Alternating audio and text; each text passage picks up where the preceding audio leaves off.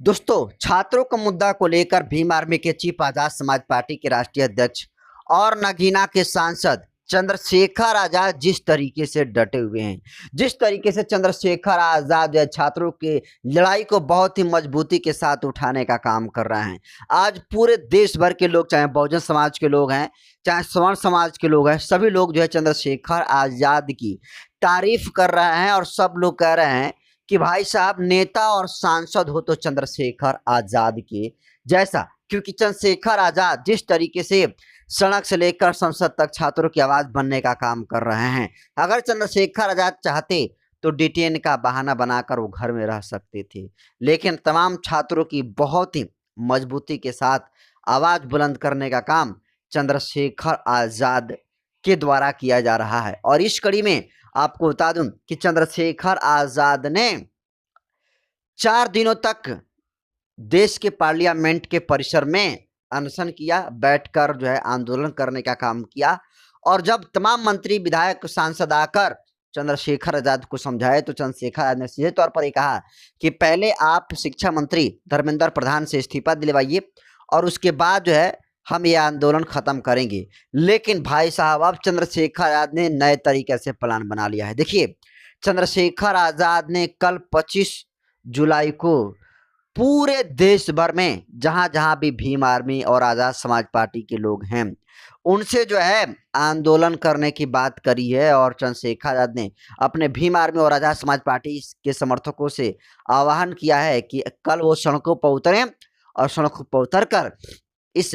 Paper leak के खिलाफ में जो शिक्षा मंत्री धर्मेंद्र प्रधान हैं उनको इस्तीफा को लेकर आप जो है कलेक्ट्रेट पर जाकर ज्ञापन देने का काम करें। और इस कड़ी में चंद्रशेखर आजाद जिस तरीके से ऐलान किए हैं भाई साहब,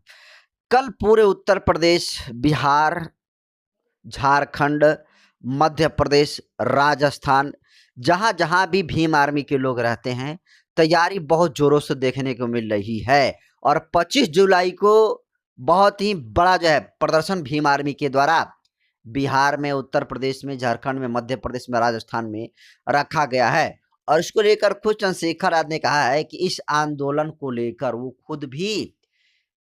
लखनऊ में शामिल रहेंगे और देखेंगे कि क्या से इस आंदोलन को कोई डिस्टर्ब तो नहीं कर रहा है, इस आंदोलन में कहीं जो है कोई खामियां तो नहीं निकल रहा है, कहीं इस आंदोलन को कोई बदनाम करने के लिए बाहरी से कोई असामाजिक तत्व तो नहीं आ जाता है। इन तमाम मुद्दों को लेकर चंद्रशेखर आजाद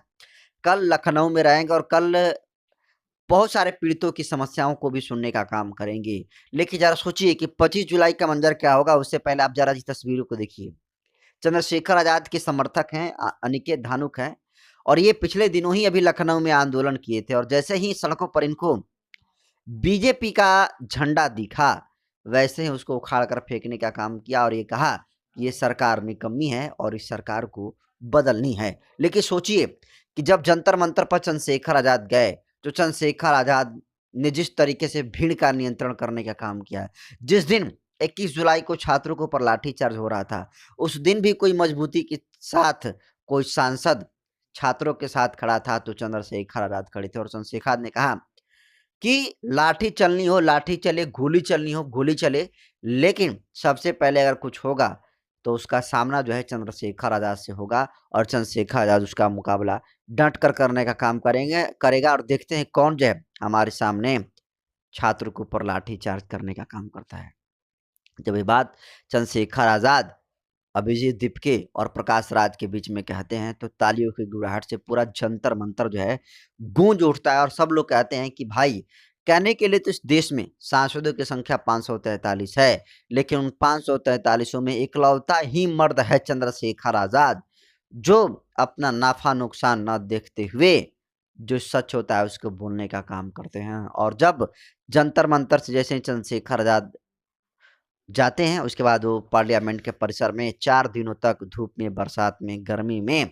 बैठकर आंदोलन भी करने का काम करते हैं। और जब आंदोलन चंद्रशेखर आजाद करते हैं और जब कोई नहीं सुनता है